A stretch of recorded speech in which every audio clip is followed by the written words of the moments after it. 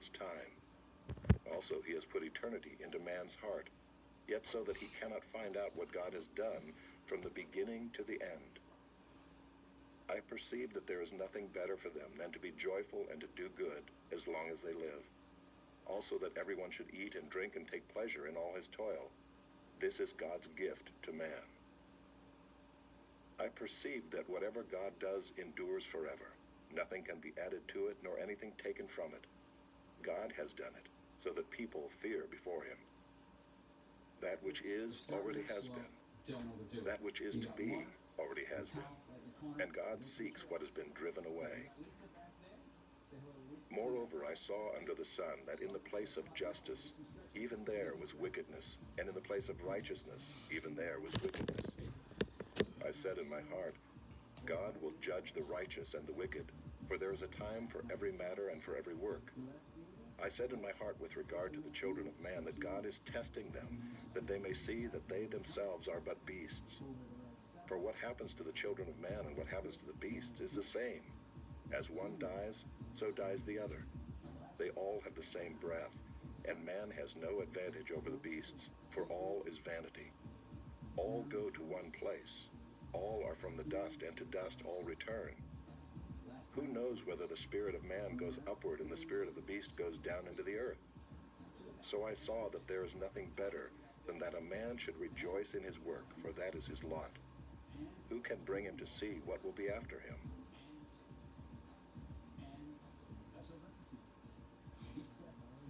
Chapter 4. Again I saw all the oppressions that are done under the sun, and behold the tears of the oppressed, and they had no one to comfort them. On the side of their oppressors there was power, and there was no one to comfort them. And I thought the dead who are already dead more fortunate than the living who are still alive. But better than both is he who has not yet been, and has not seen the evil deeds that are done under the sun. Then I saw that all toil and all skill in work come from a man's envy of his neighbor. This also is vanity and a striving after wind. The fool folds his hands and eats his own flesh. Better is a handful of quietness than 2 hands full of toil and a striving after wind. Again I saw vanity under the sun.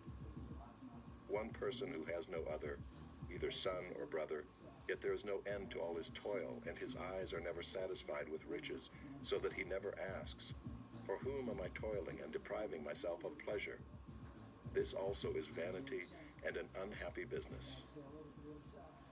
2 are better than 1 because they have a good reward for their toil. For if they fall, one will lift up his fellow. But woe to him who is alone when he falls and has not another to lift him up. Again, if 2 lie together, they keep warm. But how can one keep warm alone? And though a man might prevail against one who is alone, 2 will withstand him. A threefold cord is not quickly broken. Better was a poor and wise youth than an old and foolish king who no longer knew how to take advice. For he went from prison to the throne, though in his own kingdom he had been born poor. I saw all the living who move about under the sun, along with that youth who was to stand in the king's place. There was no end of all the people, all of whom he led. Yet those who come later will not rejoice in him. Surely this also is vanity and a striving after wind.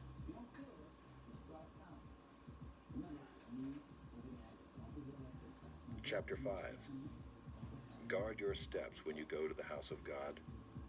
To draw near to listen is better than to offer the sacrifice of fools, for they do not know that they are doing evil. Be not rash with your mouth, nor let your heart be hasty to utter a word before God. For God is in heaven, and you are on earth. Therefore let your words be few. For a dream comes with much business, and a fool's voice with many words. When you vow a vow to God, do not delay paying it, for he has no pleasure in fools. Pay what you vow. It is better that you should not vow than that you should vow and not pay. Let not your mouth lead you into sin, and do not say before the messenger that it was a mistake. Why should God be angry at your voice and destroy the work of your hands? For when dreams increase and words grow many, there is vanity. But God is the one you must fear. If you see in a province the oppression of the poor and the violation of justice and righteousness, do not be amazed at the matter, for the high official is watched by a higher, and there are yet higher ones over them. But this is gain for a land in every way, a king committed to cultivated fields. He who loves money will not be satisfied with money, nor he who loves wealth with his income. This also is vanity. When goods increase, they increase who eat them, and what advantage has their owner but to see them with his eyes? Sweet is the sleep of a laborer, whether he eats little or much, but the full stomach of the rich will not let him sleep. There is a grievous evil that I have seen under the sun. Riches were kept by their owner to his hurt, and those riches were lost in a bad venture. And he is father of a son, but he has nothing in his hand. As he came from his mother's womb, he shall go again, naked as he came, and shall take nothing for his toil that he may carry away in his hand. This also is a grievous evil. Just as he came, so shall he go. And what gain is there to him who toils for the wind? Moreover, all his days he eats in darkness, in much vexation and sickness and anger. Behold, what I have seen to be good and fitting is to eat and drink and find enjoyment in all the toil with which one toils under the sun, the few days of his life that God has given him, for this is his lot. Everyone also to whom God has given wealth and possessions and power to enjoy them, and to accept his lot and rejoice in his toil, this is the gift of God. For he will not much remember the days of his life, because God keeps him occupied with joy in his heart.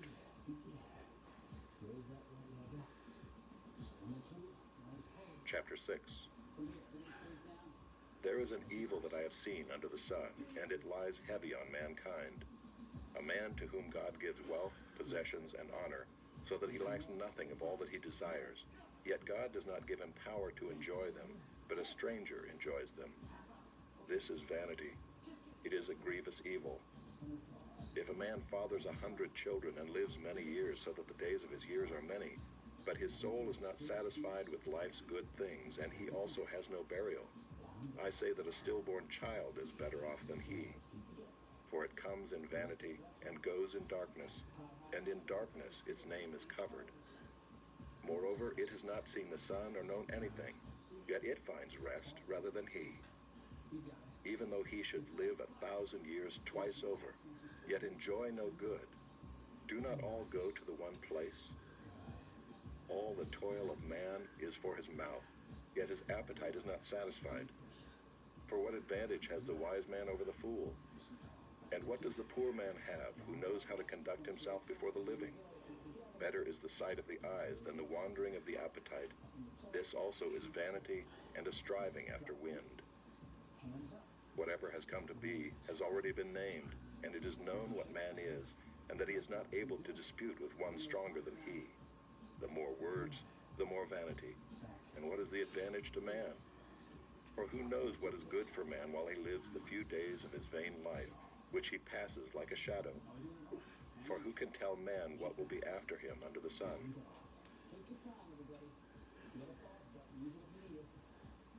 Chapter 7. A good name is better than precious ointment, and the day of death than the day of birth. It is better to go to the house of mourning than to go to the house of feasting. For this is the end of all mankind, and the living will lay it to heart. Sorrow is better than laughter, for by sadness of face the heart is made glad. The heart of the wise is in the house of mourning, but the heart of fools is in the house of mirth. It is better for a man to hear the rebuke of the wise than to hear the song of fools. For as the crackling of thorns under a pot, so is the laughter of the fools. This also is vanity. Surely oppression drives the wise into madness, and a bribe corrupts the heart. Better is the end of a thing than its beginning, and the patient in spirit is better than the proud in spirit. Be not quick in your spirit to become angry, for anger lodges in the heart of fools. Say not, why were the former days better than these? For it is not from wisdom that you ask this. Wisdom is good with an inheritance, an advantage to those who see the sun. For the protection of wisdom is like the protection of money, and the advantage of knowledge is that wisdom preserves the life of him who has it. Consider the work of God. Who can make straight what he has made crooked? In the day of prosperity, be joyful, and in the day of adversity, consider, God has made the one as well as the other, so that man may not find out anything that will be after him. In my vain life, I have seen everything.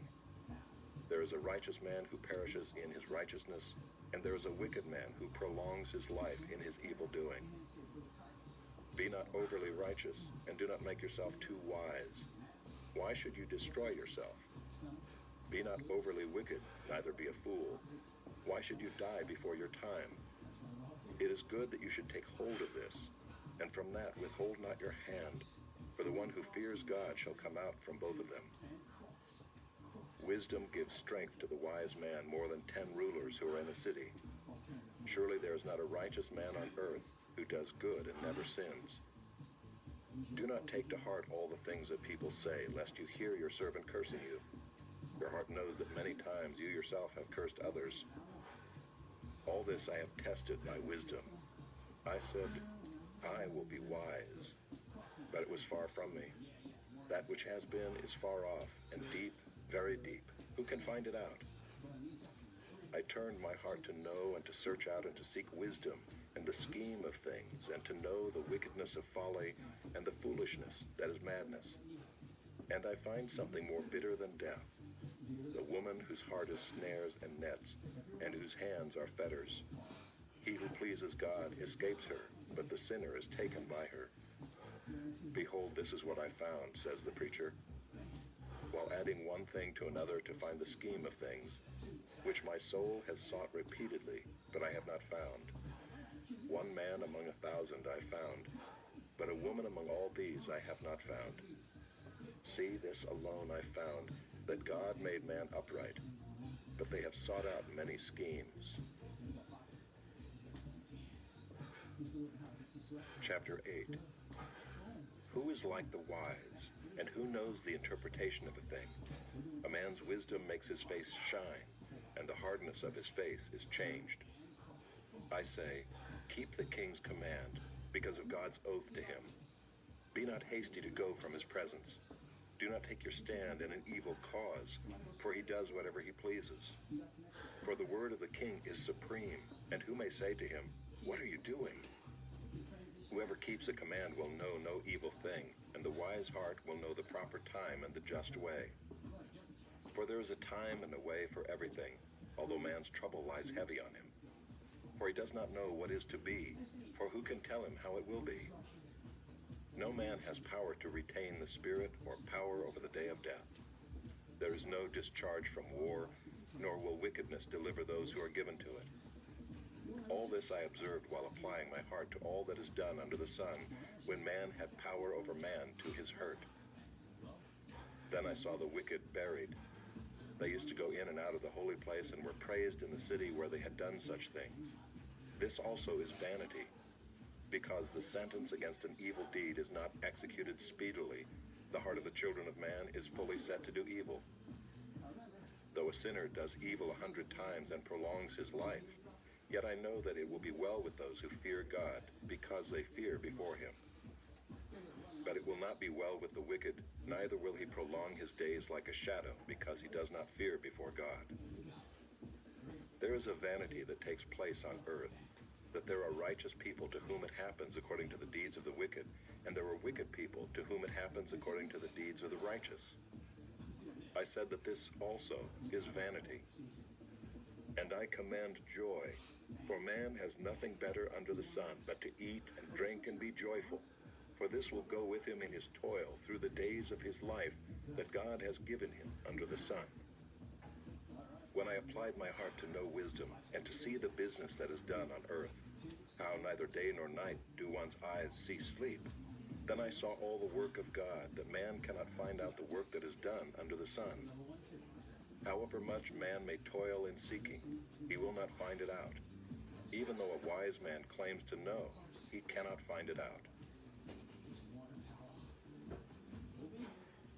Chapter 9.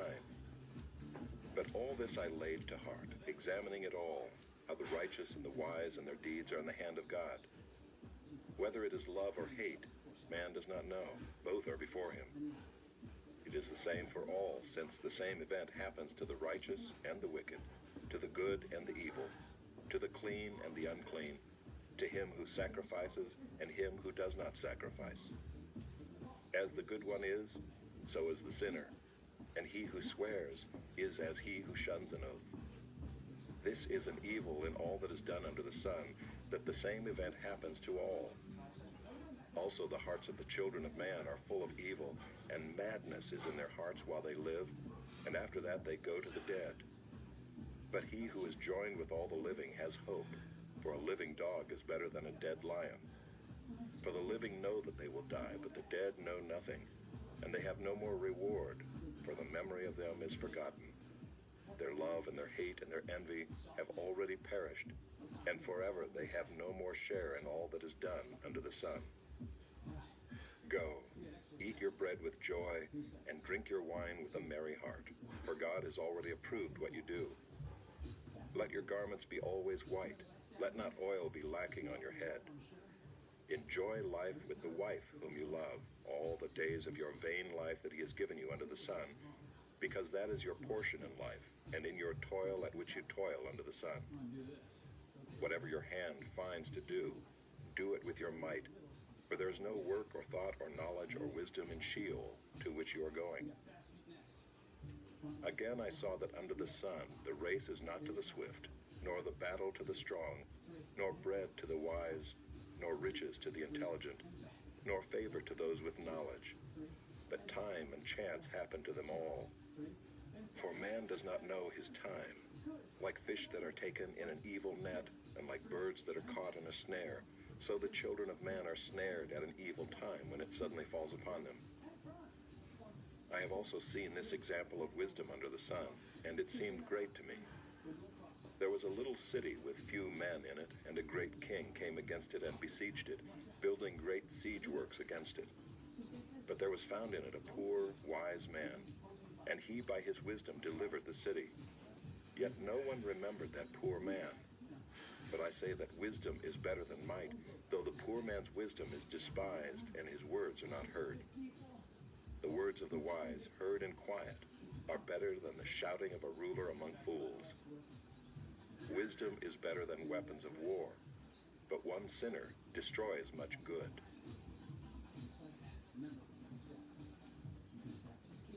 Chapter 10. Dead flies make the perfumer's ointment give off a stench. So a little folly outweighs wisdom and honor. A wise man's heart inclines him to the right, but a fool's heart to the left. Even when the fool walks on the road, he lacks sense, and he says to everyone that he is a fool. If the anger of the ruler rises against you, do not leave your place, for calmness will lay great offenses to rest. There is an evil that I have seen under the sun, as it were an error proceeding from the ruler. Folly is set in many high places, and the rich sit in a low place. I have seen slaves on horses, and princes walking on the ground like slaves. He who digs a pit will fall into it, and a serpent will bite him who breaks through a wall. He who quarries stones is hurt by them, and he who splits logs is endangered by them. If the iron is blunt, and one does not sharpen the edge, he must use more strength, but wisdom helps one to succeed. If the serpent bites before it is charmed, there is no advantage to the charmer. The words of a wise man's mouth win him favor, but the lips of a fool consume him. The beginning of the words of his mouth is foolishness, and the end of his talk is evil madness. A fool multiplies words, though no man knows what is to be, and who can tell him what will be after him? The toil of a fool wearies him, for he does not know the way to the city. Woe to you, O land, when your king is a child, and your princes feast in the morning. Happy are you, O land, when your king is the son of the nobility, and your princes feast at the proper time, for strength and not for drunkenness. Through sloth the roof sinks in, and through indolence the house leaks. Bread is made for laughter, and wine gladdens life, and money answers everything. Even in your thoughts do not curse the king, nor in your bedroom curse the rich, or a bird of the air will carry your voice, or some winged creature tell the matter. Chapter 11. Cast your bread upon the waters, for you will find it after many days. Give a portion to 7 or even to 8, for you know not what disaster may happen on earth. If the clouds are full of rain, they empty themselves on the earth, and if a tree falls to the south or to the north, in the place where the tree falls, there it will lie. He who observes the wind will not sow, and he who regards the clouds will not reap. As you do not know the way the Spirit comes to the bones in the womb of a woman with child, so you do not know the work of God who makes everything. In the morning sow your seed, and at evening withhold not your hand, for you do not know which will prosper, this or that, or whether both alike will be good. Light is sweet, and it is pleasant for the eyes to see the sun. So if a person lives many years, let him rejoice in them all. But let him remember that the days of darkness will be many. All that comes is vanity. Rejoice, O young man, in your youth, and let your heart cheer you in the days of your youth. Walk in the ways of your heart and the sight of your eyes, but know that for all these things God will bring you into judgment. Remove vexation from your heart, and put away pain from your body, for youth and the dawn of life are vanity. Chapter 12. Remember also your Creator in the days of your youth, before the evil days come and the years draw near, of which you will say, I have no pleasure in them, before the sun and the light and the moon and the stars are darkened, and the clouds return after the rain, in the day when the keepers of the house tremble, and the strong men are bent, and the grinders cease because they are few, and those who look through the windows are dimmed, and the doors on the street are shut. When the sound of the grinding is low, and one rises up at the sound of a bird, and all the daughters of song are brought low. They are afraid also of what is high, and terrors are in the way. The almond tree blossoms, the grasshopper drags itself along, and desire fails, because man is going to his eternal home, and the mourners go about the streets. Before the silver cord is snapped, or the golden bowl is broken, or the pitcher is shattered at the fountain, or the wheel broken at the cistern, and the dust returns to the earth as it was, and the spirit returns to God who gave it. Vanity of vanities, says the preacher. All is vanity. Besides being wise, the preacher also taught the people knowledge, weighing and studying and arranging many proverbs with great care. The preacher sought to find words of delight, and uprightly he wrote words of truth. The words of the wise are like goads, and like nails firmly fixed are the collected sayings. They are given by one shepherd. My son, beware of anything beyond these. Of making many books there is no end, and much study is a weariness of the flesh. The end of the matter, all has been heard. Fear God and keep his commandments, for this is the whole duty of man. For God will bring every deed into judgment with every secret thing, whether good or evil. The Song of Solomon, Chapter 1. The Song of Songs, which is Solomon's. Let him kiss me with the kisses of his mouth, for your love is better than wine. Your anointing oils are fragrant. Your name is oil poured out. Therefore virgins love you. Draw me after you. Let us run. The king has brought me into his chambers. We will exult and rejoice in you. We will extol your love more than wine. Rightly do they love you. I am very dark but lovely, O daughters of Jerusalem, like the tents of Kedar, like the curtains of Solomon. Do not gaze at me because I am dark, because the sun has looked upon me. My mother's sons were angry with me. They made me keeper of the vineyards, but my own vineyard I have not kept. Tell me, you whom my soul loves, where you pasture your flock, where you make it lie down at noon. For why should I be like one who veils herself beside the flocks of your companions?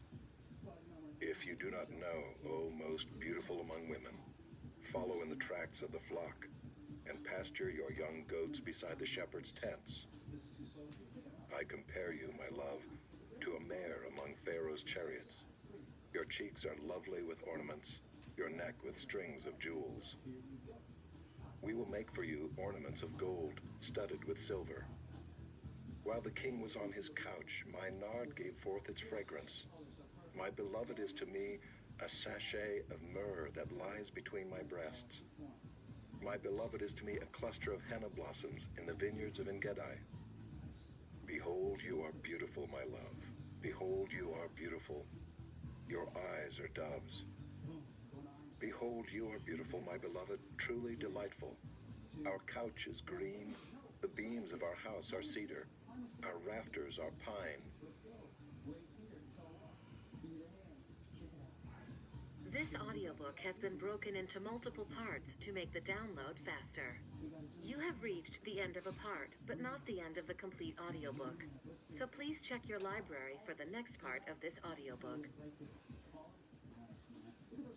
You are listening to the ESV Hear the Word Audio Bible, read by David Cochran Heath, produced in 2008 by Crossway Bibles.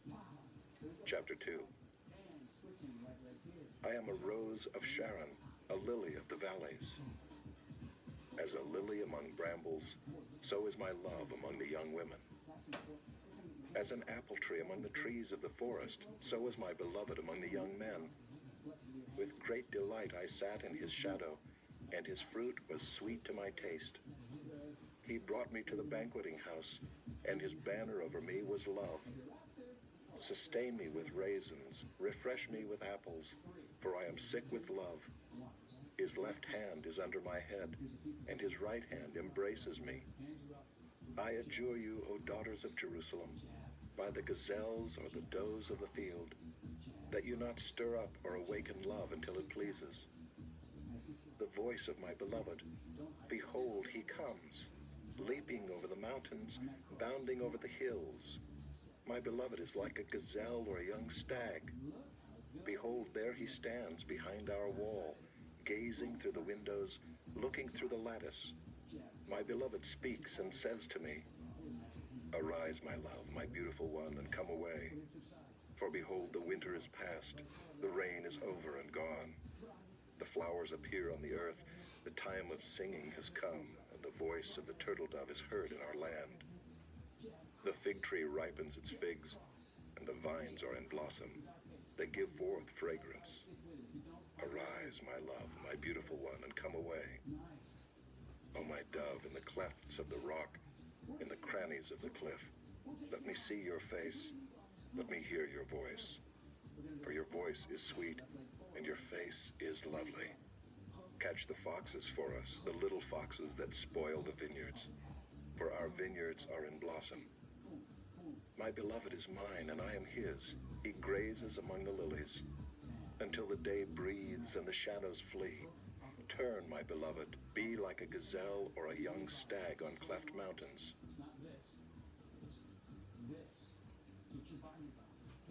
Chapter 3. On my bed by night I sought him whom my soul loves. I sought him but found him not. I will rise now and go about the city, in the streets and in the squares. I will seek him whom my soul loves. I sought him but found him not. The watchmen found me as they went about in the city. Have you seen him whom my soul loves? Scarcely had I passed him when I found him whom my soul loves. I held him and would not let him go until I had brought him into my mother's house and into the chamber of her who conceived me. I adjure you, O daughters of Jerusalem, by the gazelles or the does of the field, that you not stir up or awaken love until it pleases.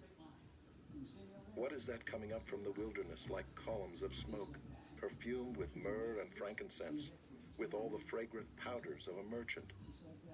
Behold, it is the litter of Solomon.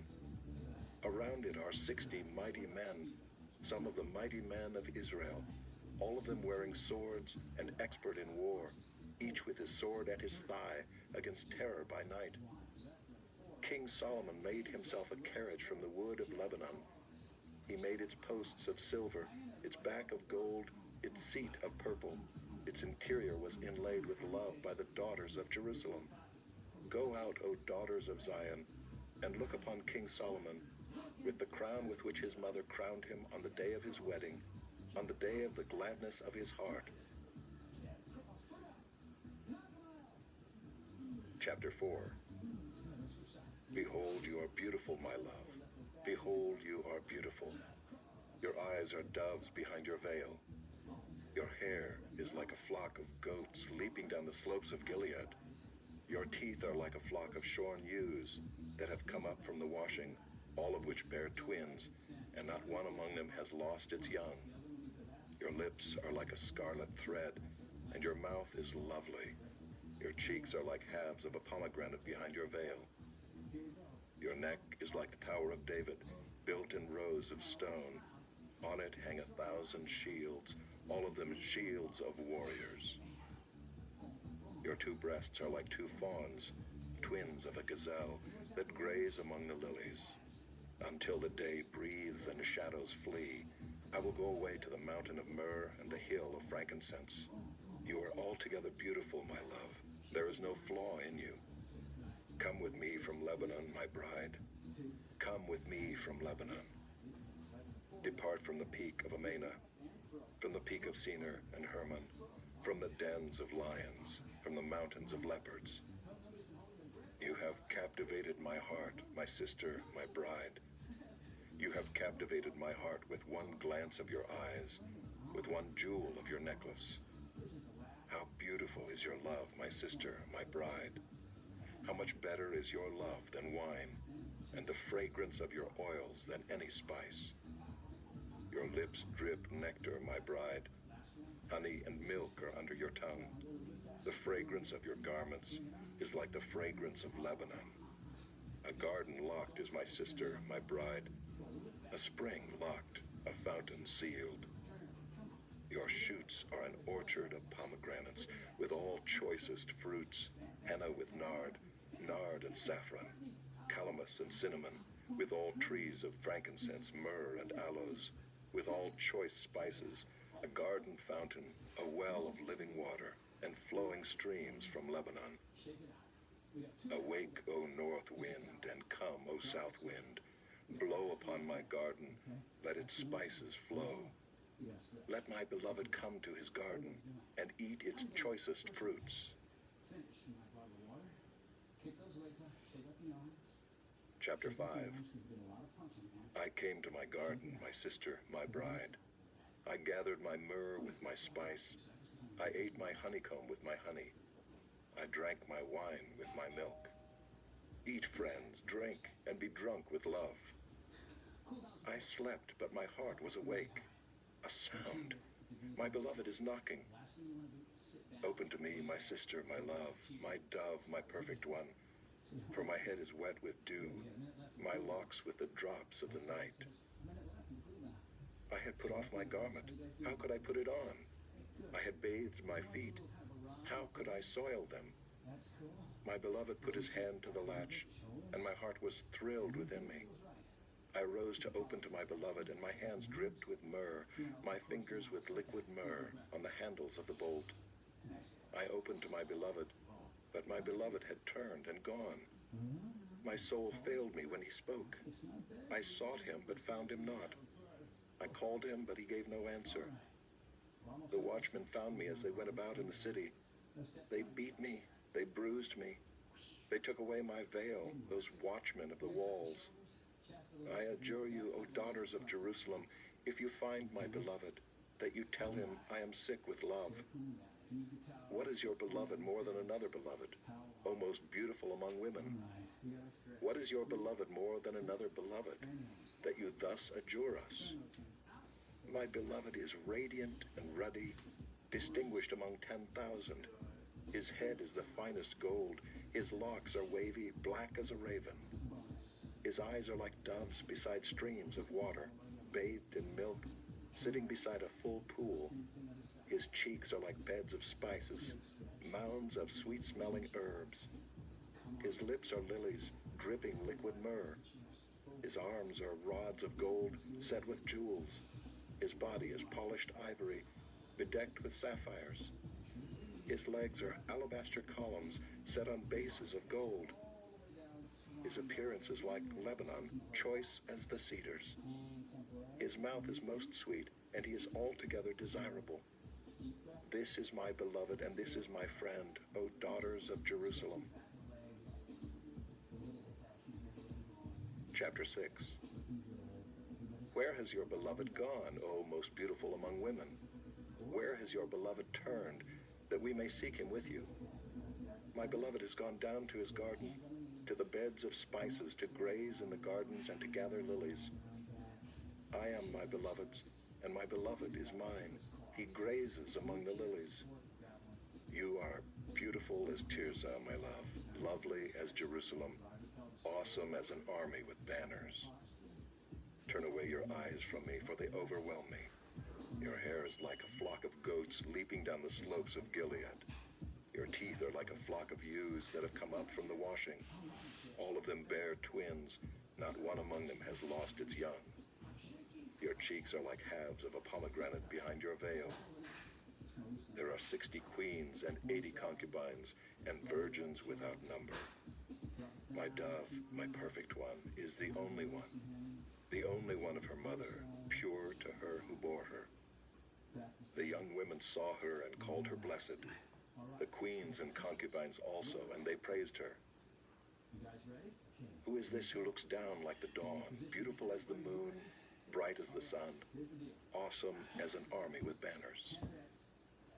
I went down to the nut orchard to look at the blossoms of the valley, to see whether the vines had budded, whether the pomegranates were in bloom.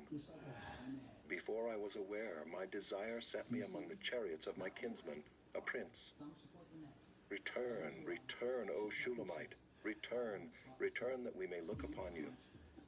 Why should you look upon the Shulamite as upon a dance before two armies? Chapter 7. How beautiful are your feet in sandals, O noble daughter. Your rounded thighs are like jewels, the work of a master hand. Your navel is a rounded bowl that never lacks mixed wine. Your belly is a heap of wheat encircled with lilies. Your two breasts are like two fawns, twins of a gazelle. Your neck is like an ivory tower. Your eyes are pools in Heshbon, by the gate of Beth Rabbim. Your nose is like a tower of Lebanon, which looks toward Damascus. Your head crowns you like Carmel, and your flowing locks are like purple. A king is held captive in the tresses. How beautiful and pleasant you are, O loved one, with all your delights. Your stature is like a palm tree, and your breasts are like its clusters. I say I will climb the palm tree and lay hold of its fruit. Oh, may your breasts be like clusters of the vine, and the scent of your breath like apples, and your mouth like the best wine. It goes down smoothly for my beloved, gliding over lips and teeth. I am my beloved's, and his desire is for me. Come, my beloved, let us go out into the fields and lodge in the villages. Let us go out early to the vineyards and see whether the vines have budded, whether the grape blossoms have opened, and the pomegranates are in bloom. There I will give you my love. The mandrakes give forth fragrance, and beside our doors are all choice fruits, new as well as old, which I have laid up for you, O my beloved. Chapter 8. Oh, that you were like a brother to me who nursed at my mother's breasts. If I found you outside, I would kiss you, and none would despise me. I would lead you and bring you into the house of my mother, she who used to teach me. I would give you spiced wine to drink, the juice of my pomegranate. His left hand is under my head, and his right hand embraces me.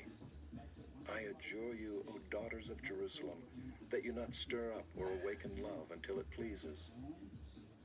Who is that coming up from the wilderness, leaning on her beloved? Under the apple tree I awakened you. There your mother was in labor with you. There she who bore you was in labor. Set me as a seal upon your heart, as a seal upon your arm, for love is strong as death. Jealousy is fierce as the grave. Its flashes are flashes of fire. the very flame of the Lord. Many waters cannot quench love, neither can floods drown it. If a man offered for love all the wealth of his house, he would be utterly despised.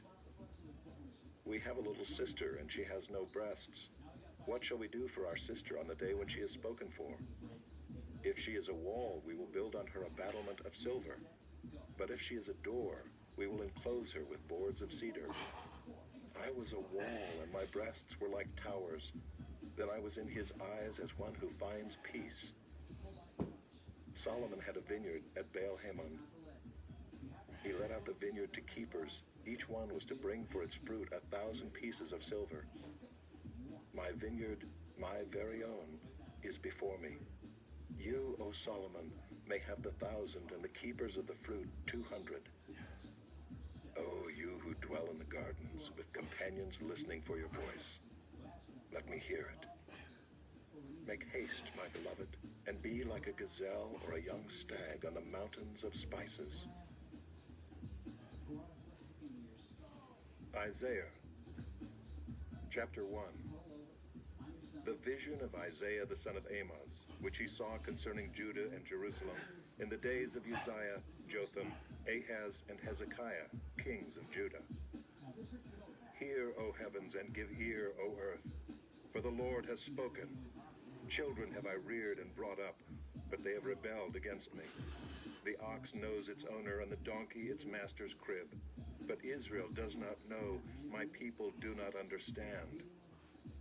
Ah, sinful nation, a people laden with iniquity, offspring of evildoers, children who deal corruptly. They have forsaken the Lord. They have despised the Holy One of Israel. They are utterly estranged. Why will you still be struck down? Why will you continue to rebel? The whole head is sick, and the whole heart faint. From the sole of the foot even to the head, there is no soundness in it, but bruises and sores and raw wounds. They are not pressed out or bound up or softened with oil. Your country lies desolate. Your cities are burned with fire. In your very presence, foreigners devour